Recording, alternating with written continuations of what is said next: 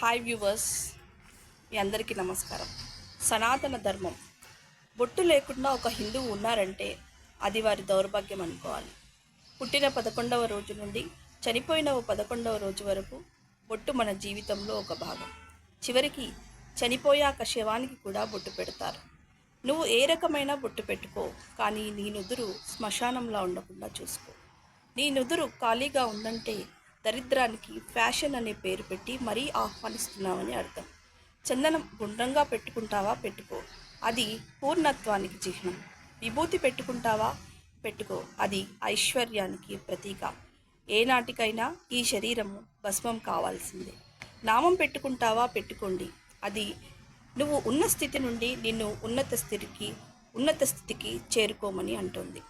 కుంకుమ పెట్టుకుంటావా, పెట్టుకో, అది సౌభాగ్యానికి సోపానం. అందుకే తప్పకుండా ఏదో ఒక బొట్టు పెట్టుకోవాలి. నీలో భక్తి భావన కలుగుతుంది.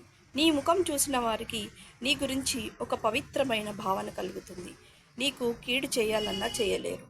కనుక సనాతన ధర్మంకి చెందిన స్త్రీలు కానీ పురుషులు కానీ వారు తమ కర్తవ్యంగా భావించి నుదటన బొట్టు పెట్టుకోవడం శ్రేయస్కరం. జై శ్రీరామ్.